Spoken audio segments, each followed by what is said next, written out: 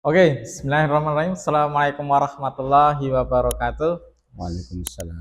Masya Allah, alhamdulillahirrahmanirrahim. Kita berjumpa lagi ya di podcast yang sangat spesial ini di channel Dakwah Solo yang Masya Allah mengkajikan kasanah-kasanah dan juga sakofah-sakofah Islam yang luar biasa sekali. Dan pada kali ini spesial banget kita dengan Ustadz Yan Abdul ya, Insya Allah. Assalamualaikum Ustaz. Waalaikumsalam warahmatullahi wabarakatuh. Beliau mudirnya Manarul Islam ya, ya mudir dari Pondok Pesantren Manarul Islam ya, Masya Allah ya. Ya mungkin teman-teman yang memiliki anak ataupun saudara bisa ke pondok sini ya, Insya Allah. Nanti langsung saja ke Manarul Islam. Oke. Pada kali ini kita membahas topik yang spesial sekali ya, yang dimana memang banyak sekali ya. Jadi gini Tat, ada orang-orang liberal itu mengatakan gini, kenapa kok kita harus menolak agama Allah? Padahal Allah itu maha besar, Allah itu memiliki kekuatan yang besar, dan dia itu bisa menyelesaikan masalah tanpa ada pertolongan. Tapi kok kenapa manusia itu disuruh untuk menolak Allah, agama Allah? Nah itu kira-kira gimana Tat kalau kita menanggapi hal seperti itu? Ya. Bismillahirrahmanirrahim. Nahmadullahi rabbil rahim. Wa nusalli wa nusallimu ala rasulihil karim. Asyhadu an la ilaha illallah wahdahu la syarikalah wa asyhadu anna Muhammadan abduhu wa rasuluh alladzi la nabiyya wa la rasula ba'dah, amma ba'du.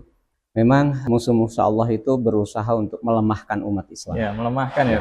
Dengan bahasa-bahasa Allah itu kan maha kuat. Iya. Ya, tidak butuh untuk pertolongan kita. Iya. Dan sebagainya. Apalagi kita lemah ya. Betul. Sebetulnya Allah itu memang betul tidak membutuhkan pertolongan kita. Memang betul tidak membutuhkan. Cuman Allah itu menguji kesetiaan kita. Menguji kesetiaan kita sehingga menciptakan syariat pembelaan terhadap agama Allah. Ada satu bukti bahwa Allah itu tidak butuh pertolongan kita, tapi memerintahkan, yaitu apa? Intan surullaha yansurkum. Nah, sebuah perintah ya. Jika kalian menolong agama Allah, yansurkum, niscaya Allah menolong kalian. Itu yang membantah gitu. Bahwa istilahnya kita ini harus menolong Allah karena Allah butuh kita. Kan pada faktanya yansurkum, niscaya Allah menolong kalian. Endingnya yang nolong itu siapa? Allah. Kita menolong itu hanya ujian. Ayo, siapa yang mau berkiprah dalam menyebarkan agama Allah, menyebarluaskan dakwah. Nah, dalam aktivitas dakwah itu menyebarluaskan, Allah akan memberikan pertolongan pada kalian. Wa yusabbit aqdamakum, dan akan meneguhkan ya kaki-kaki kalian. Artinya keteguhan kita itu diperkuat ya. Artinya ending dari siapa yang memberi pertolongan, siapa yang mengokohkan itu Allah.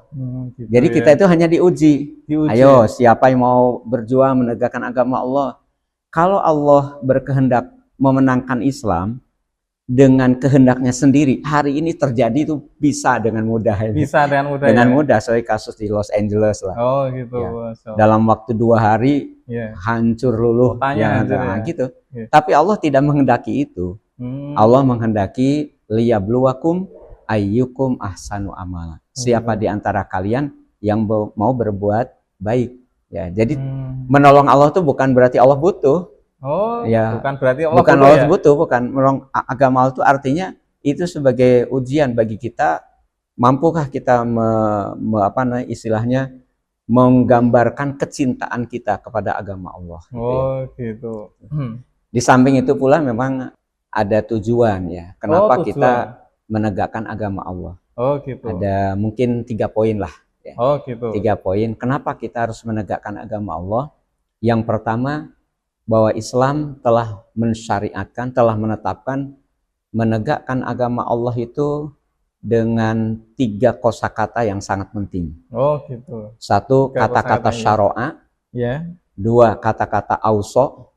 3, dengan kata-kata auhaina.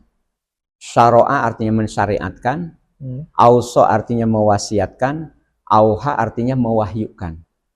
Di dalam surah Asy-Syura ayat 13 ya. Syara'a lakum minad dini ma wassa bihi Nuhan walladzi auhayna ilaika wa ma wassayna bihi Ibrahim wa Musa wa Isa an aqimuddin. Bahwa iqamatuddin itu sudah disyariatkan Allah. sudah diwahyukan oleh Allah kepada para nabi, termasuk Ya, Nabi para Muhammad SAW. Nabi. Kemudian sudah diwasiatkan. Diwasiatkan juga. Jadi itu suatu apa istilahnya perintah yang sangat kuat, coba. Bahasanya kan tiga, Ya. mensyariatkan, mewahyukan, mewasiatkan. Mewasiatkan. Nah, itu sudah tiga.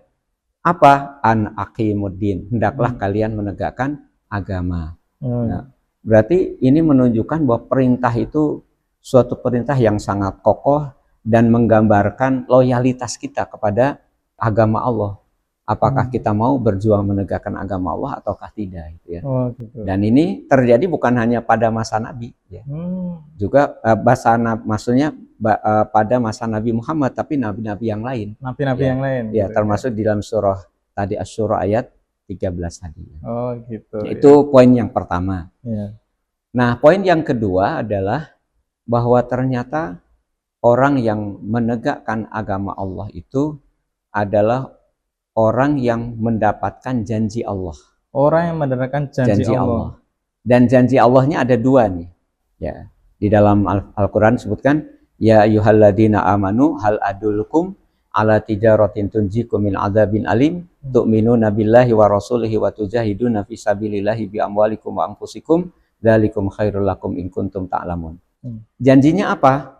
Satu, yaghfir lakum dunubakum wa yudkhilkum jannatin tajri min tahtiha anhar wa masakin thayyibatan fi jannati adn. Dzalikal fawzul azim. Janji yang pertama adalah janji ukhrawi. Ya, ukhrawi.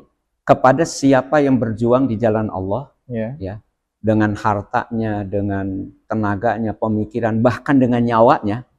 Janji ukhrawi itu apa? Ampunan dari Allah. Ampunan dari Allah. Dan Allah masukkan ke dalam surga.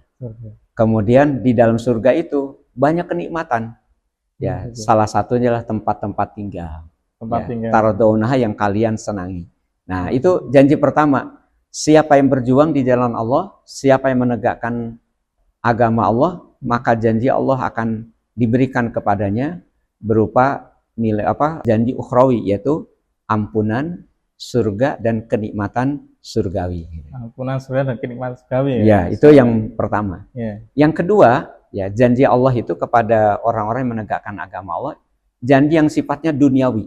Ada janji duniawi. Duniawi, yaitu apa? Wa ukhra tuhibbunaha nasrum minallahi wa fathun qarib wa basyiril mu'minin. Apa janji Allah yang bersifat duniawi? Yaitu yang kalian senangi, yang kalian ingini, tuhibbunaha, ya.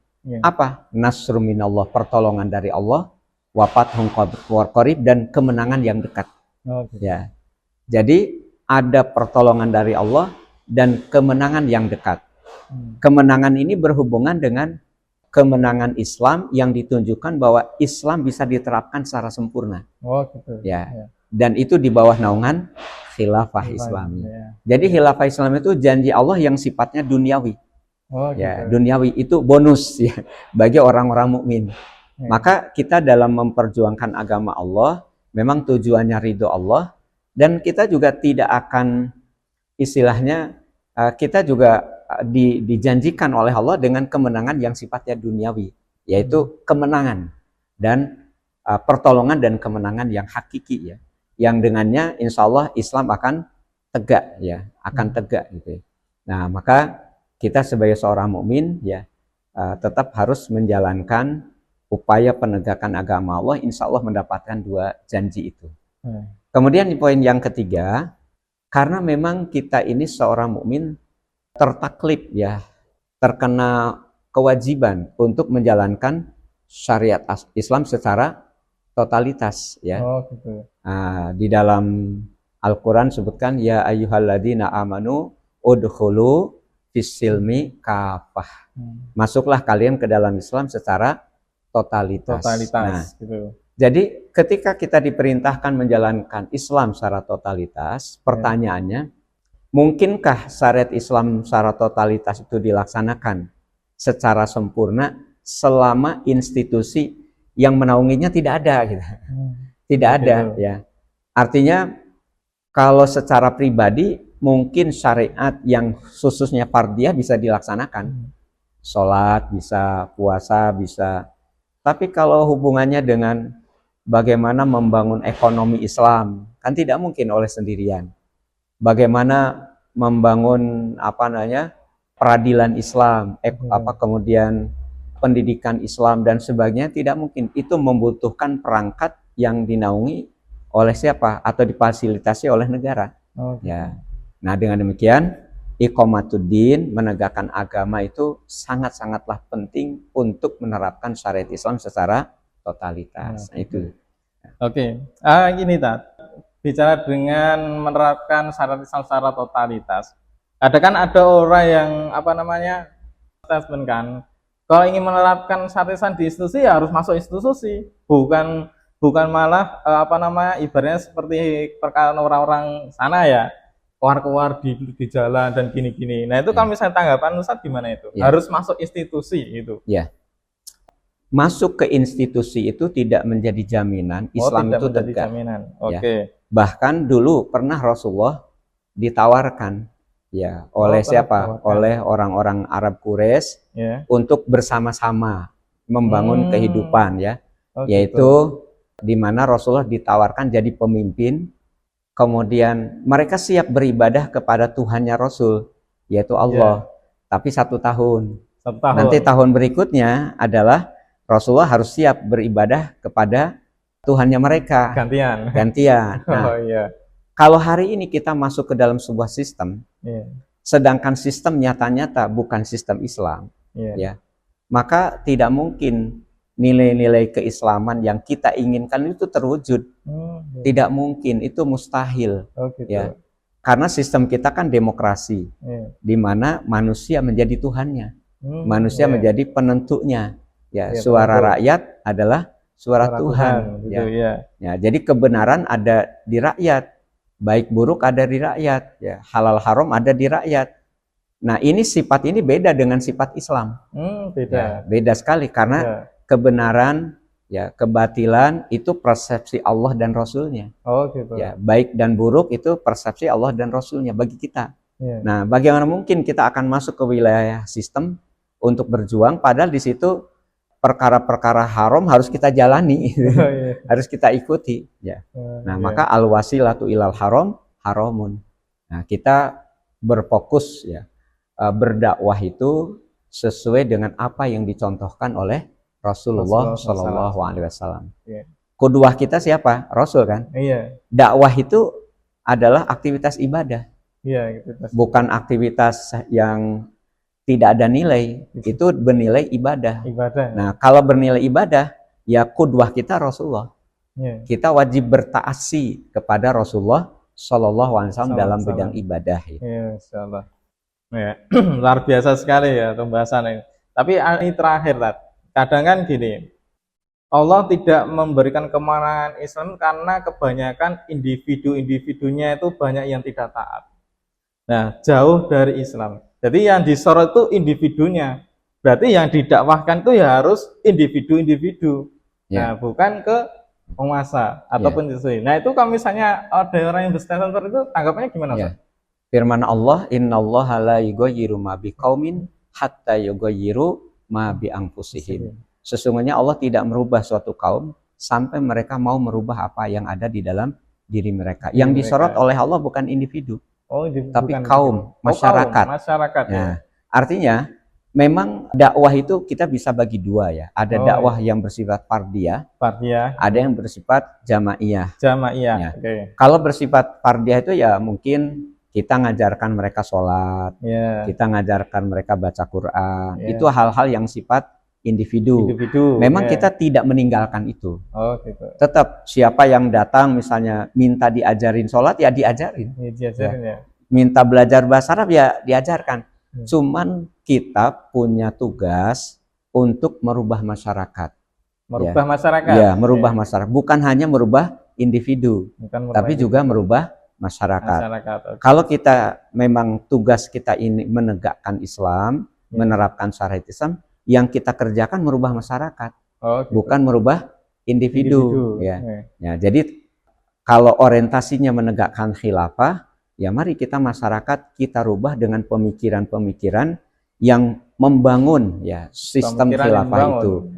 Misalnya bisa jadi objek dakwah kita satu orang, Iya. tapi materi yang kita sampaikan adalah wilayah yang bersifat kemasyarakatan. Kemasyarakatan. Misalnya kita bahas tentang ekonomi Islam, Oh gitu. kita bahas tentang nidhamul uqubat, Iya. kita bahas tentang sistem pendidikan. Ya, Nah, itu kan benar. merubah masyarakat. Oh gitu. Ya. Iya. Jadi walaupun objeknya satu orang, Ya. tapi tema yang kita sampaikan adalah tentang kemasyarakatan. Masyarakatan. Sehingga insya Allah bisa jadi orang ini akan menyampaikan ke masyarakat yang lebih luas. Oh, ke masyarakat. Pengaruhnya besar. Oh gitu. Ya, tapi kalau cuma sekedar mengajarkan sholat, ya itu bukan suatu kesalahan, itu amal soleh. Oh, Tapi amal pengaruhnya soleh. juga hanya pribadi, gitu.